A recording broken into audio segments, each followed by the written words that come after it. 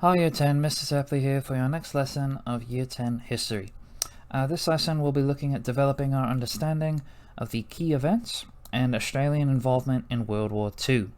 So we've looked at the causes of World War II. We don't have enough time, unfortunately, to look at every event in World War II in great detail. So we're going to start off with a nice little overview of the key bullet points, the key dot points. Success criteria is to outline the details and significance of just one of the key events that occurred during World War II and Australian involvement in the war. So, just a bit of background info on World War II. World War II was the deadliest conflict in world history, with around 40 to 50 million deaths, extensive use of biological warfare for the first time, civilian casualties, one of the first wars where a number of civilians were included in the deaths as opposed to just soldiers, and war atrocities. You had dropping of the atomic bombs, you had the Holocaust. Again, the biological warfare was very, very, very controversial and inhumane. So that's why it's known as one of the deadliest conflicts in world history. The impact of World War II would be felt for decades. The conflict led directly into the Cold War between USA and Russia. That's why Russia is the bad guy in like every American film since 1946. It caused the rise of new global superpowers. So one of the reasons why America, Russia, China are really big countries in the present is because of what happened after World War II. It created the United Nations because we were like, all right, we've had 2 world wars, let's not do it again, we're going to be buddies now. And it created a global emphasis on human rights. So because of those war atrocities, because of the biological warfare, Australians were part of the war atrocities as well, not the ones giving them. We were prisoners of war. A lot of prisoners of war were treated very, very poorly. You had some war atrocities happening in Japan and in China. Because of all these things that were happening, we now had this new global emphasis on, all right, not only are we not going to go to war, we're going to be stop being jerks. We're going to have a global emphasis on human rights. No more inhumane treatment of humans. World War II was fought between the Allies. So just like World War I, there were 2 sides. You had the Allies, which were Britain, France, USA, were the big 3 countries. And then obviously all of the Allies were part of that as well. So Australia fought for the Allies to support our mates Britain. So the Allies and the Axis of evil. You had Germany, Italy, and Japan. You guys saw in the causes of World War II lesson how Germany rose to power, and then Italy, old mate Mussolini, fascism, started to model some of those same policies as Hitler, and they became buddies, which is why they started to ally up at the start of World War II, and then Japan quickly joined the crew. Australia joined the war in support of Britain, and we fought across the globe. A lot of people think World War II and they think Europe. Some people forget about the Pacific War with Japan. They forget about Pearl Harbor, the atomic bombs. All they think happened was the European War. I had some people who didn't know last year, my Year 10 class, who will remain nameless. They'd never heard of the atomic bombs. They didn't know that Japan had 2 bombs dropped on them. They saw that photo on the bottom right, mushroom cloud after an atomic bomb, and they thought it was a cake. And I was not happy with them. So they shall remain nameless. But just like World War II, it was a world war, and Australia fought across the globe. We fought in Europe, we fought in Africa and Egypt, and we fought in Asia, in the Pacific. We'll be focusing on where Australia fought in Asia and the Pacific, because that's where the majority of our major conflicts happened, because that was the closest danger to us. Obviously, we're a bit far away from Europe, but Asia, Japan, the Pacific, Papua New Guinea, that's pretty close to us. You look at a map, it's right next door. So that's what we'll be focusing on for Australia. But first, I've got a couple of slides just giving you a bit of info on World War II. Just some basic timeline info. Before you do that, though, I almost forgot. Obviously, I can't summarize World War II. 6 years, my good math teacher, 6 years of bloody conflict. What I can give you, though, is a 7-minute summary of World War II. So I'm sorry I couldn't make it any shorter, but I did narrow down 6 years to 7 minutes, so I'm pretty proud of that. So I highly encourage you, so you actually know what you're talking about in this unit, about World War II, to watch this video. Not only is it a great summary, not only is it 7 minutes, but it's what you young people call a wrap, which I'm pretty excited about. So there's our mates Australia and Perth. You can see everything rhymes. Endure the pain. Let's get ready for the battle at Alamein. If everyone watches this video, I will do a karaoke rap of that song. History of World War II in 7 minutes. Go for it. Now, back to the timeline. So these are these main events that occurred in the war. It's not everything, obviously, but I've found the top 10, if you will, top 10 most important events in World War II, just to give you an overview of what happened. So obviously the first major event that happened was the war started. So on September 1st, 1939, Germany invades Poland, which led to Britain and France, who were allies of Poland, to declare war on September 3rd, 1939, which officially started World War II. So the causes of World War II, Treaty of Versailles, Great Depression, the rise of the Nazi powers, Hitler's not happy with the treaty, he's just doing whatever he can to piss off everyone else. It all leads to Germany invading Poland, and then Britain and France declaring war on September 3rd, 1939.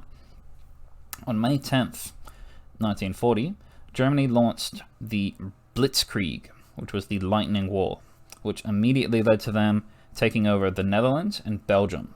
So Germany almost won this war within like the first year because of this very clever, very, very effective war strategy called Lightning War. So war used to be this kind of really long thing that would take forever. You'd all get there, you'd set up your guns, your little trenches, and you'd spend months and months and months trying to move 1 inch. Germany reinvented the game with this Lightning War tactic, and they almost won the war in the first year. They immediately took down 2 countries. They immediately took down Netherlands, the Dutch, and Belgium. Then they got to the Battle of Dunkirk, and we thought, all right, let's get our act back in the game. Let's fix this all up. Battle of Dunkirk. Dunkirk is also a film that was released a couple years ago, I believe. It's got Harry Styles in it. Young people like him, I think. May 26, 1940, Battle of Dunkirk. The Allies are defeated in the first major battle of World War II. So Germany's not only killing countries off the map, but they've won the first major battle between the British, the French, and the Germans. So we lost more than 330,000 soldiers were rescued by civilian vessels. So if you've watched the film, basically what happened was we didn't have enough military boats to take these soldiers home. So they were kind of left there on the beaches of France, watching the Germans get closer. And we were like, crap, we're going to lose this war. We're going to lose 300,000 soldiers in the first major battle. That would be insane, losing 300,000 soldiers. You're filling up the MCG 3 times and a bit over in one battle. That would be tragic. But we were rescued by all these civilian vessels. So just a bunch of blokes who had boats, basically, came over and they're like, yeah, I got a fishing boat. Or, yeah, I got like a boat for my business. And they were able to rescue the war. So that was a very significant battle, which is why it's a film with Harry Styles in it. June 20th, 1940, France surrenders to German occupation after the Battle of, wait for it, France. So you've got this famous photo of Hitler standing in front of the Eiffel Tower, which I thought was quite nice. He's looking very impressive in his little pose there. The Battle of France was obviously for France. So you can see the war started September 3rd. In May 10th, Germany started to get serious about this. And then only a month later, we've taken out one of the 3 allies. France were forced to surrender because Germany's just kicking our ass. By June 20th, France was out of the picture. They signed a peace treaty, they signed an armistice, they said, all right, and now Germany occupies France. They own France. July 10th to October 31st was the Battle of Britain. Decisive military conflict between Germany and Britain.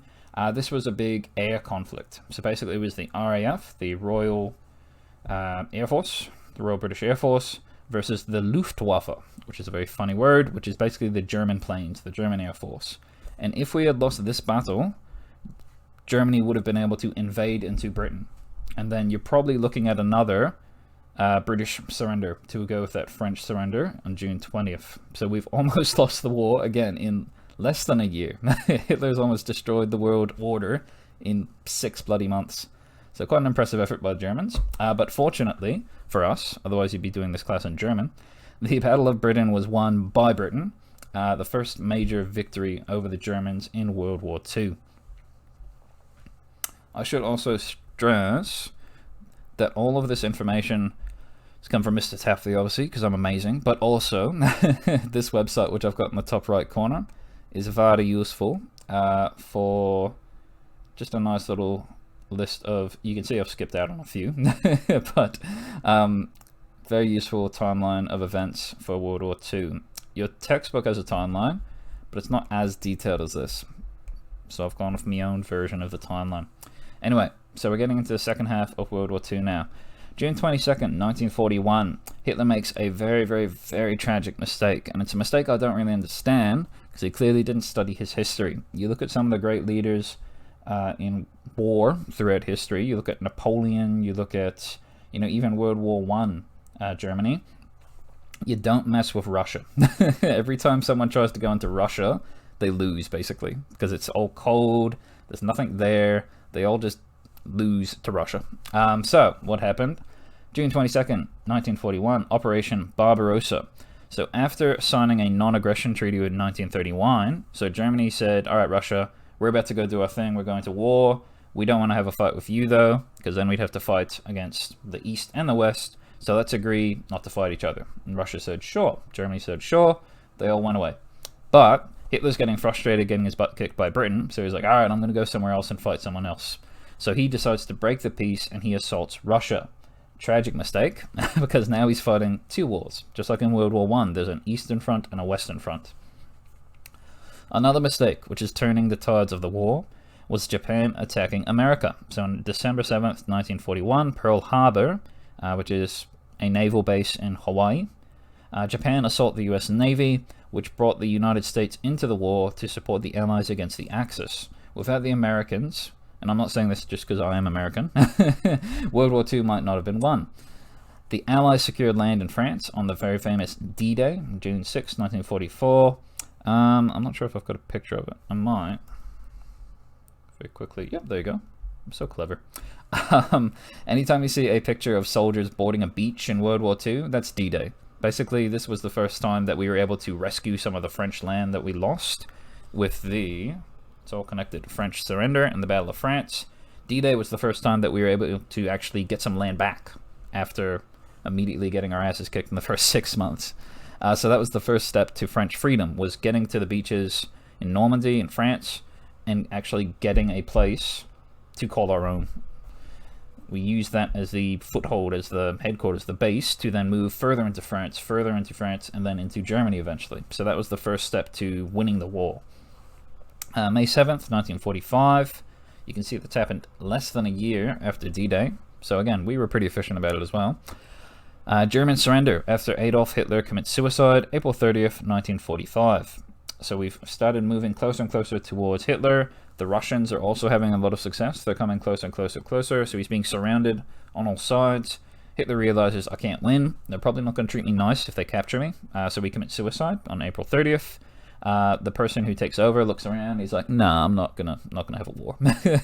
So his second in command, if you will, surrenders. And that's officially ended the European World War II. But you have to remember, Japan's still in this. They don't care about Hitler. They're like, nah, we got this. But on August 14th, 1945, Japan surrenders after the atomic bombs are dropped by the United States on Hiroshima, August 6th, and then Nagasaki on August 9th. And that officially ended the World War II in the Pacific. So there was fighting in Europe and the Pacific. September 2nd, after taking a couple weeks to write together a nice, newspaper headline and write together a, treaty of surrender, if you will.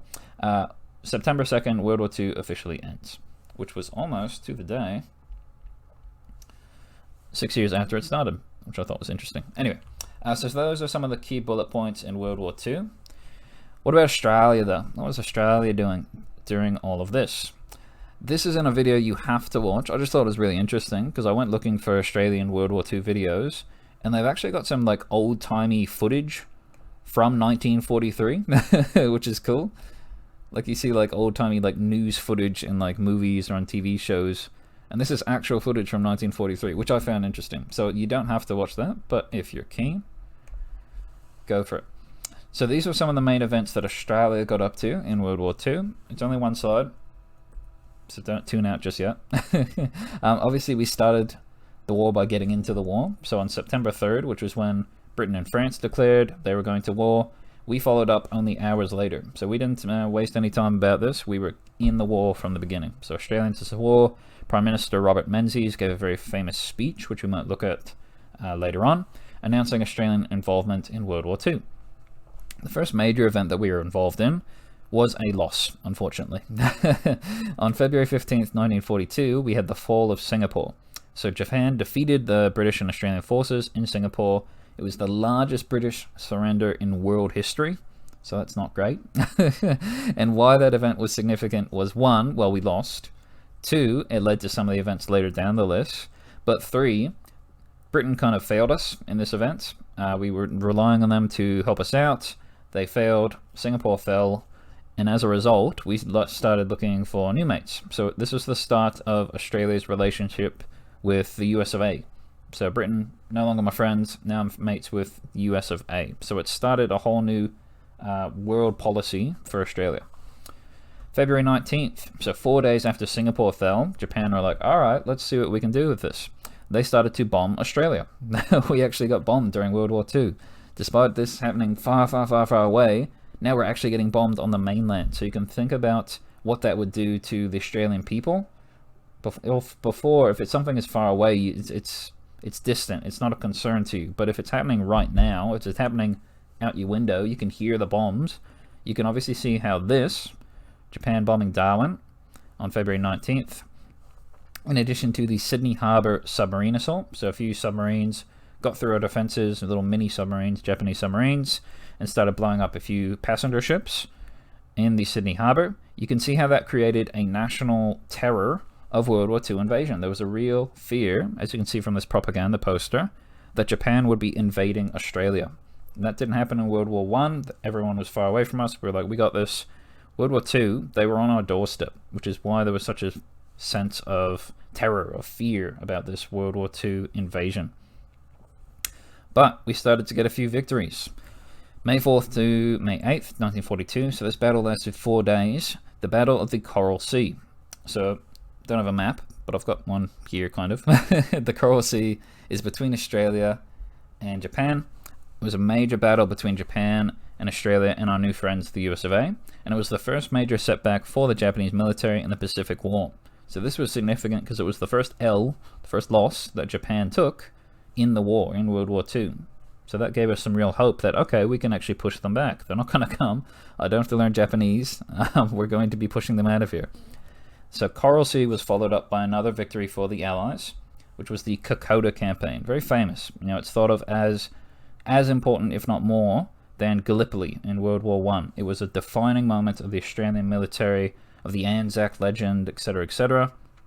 Many people today still walk the Kokoda Trail, you know, kind of paying honor to the legacy of the Australians who fought in Kokoda, because not only were they fighting a war, they were fighting a war in the worst possible conditions imaginable. They're fighting a war basically on a vertical angle. It's muddy, it's wet, it's the jungle, you're going to get malaria during all of this. But the Kokoda campaign from July 21st to November 16th, 1942, between Australia and Japan, resulted in Australian victory, eventual victory, and it prevented any attempts to invade the Australian mainland. So that's why it was a significant event. It was the first major victory on land against the Japanese, and it started to push them back to their own home, if you will. So, you know a bit about World War II, you know a bit about Australia in World War II. I can't teach you all of these events, obviously, because we don't have the time. We have a 40 to 50 minute lesson. So, one of the things I enjoy about history is something called inquiry research. Inquiry is you investigating. You're the detective, you're going off, you're finding the answers to these questions. So inquiry research is also good because you get to select what you look at. Instead of saying, go study this one event about World War II, you have a choice. You have a choice between 10 events in World War II. It might be 11, I'm not good at math. And you have a choice between 5 events in Australia. So what I would like you to do in your digital notebook is select one of the key events in the World War II timeline, so the first 2 slides, and summarize the details and significance of this event, including your source of information. So inquiry, you going off and finding information, but research. I want you guys to be making sure that you're using good, reliable, useful websites for your research. You can use the textbook as well if you want to. But all I'm after is, so let's say, for example, I look at the Battle of Dunkirk.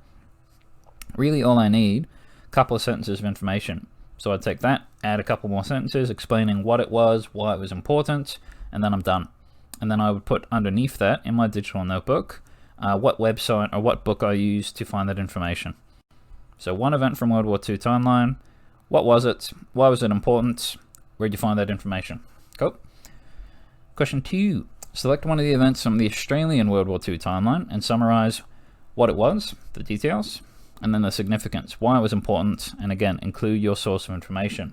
Chapter 2 in your textbook, which is in Compass Resources, it's in Google Classroom, has information about Australia, about World War II events. So feel free to use that, but I'm testing really not just your knowledge of World War II, but your skills, your research skills. So do you have the ability to go off in the course of World War II activity? I gave you the websites. Now I'm taking off the training wheels and I'm getting you guys to be the researcher, the historian, see if you can find that information. So take one event from our Australia timeline, let's say the fall of Singapore, find some information about it, a couple of sentences of information about what it was, why it was important, and then tell me in your digital notebook where you found that. And then finally, question 3. The next lesson that we look at, spoilers, is going to be looking at why we got into the war and whether it was a good decision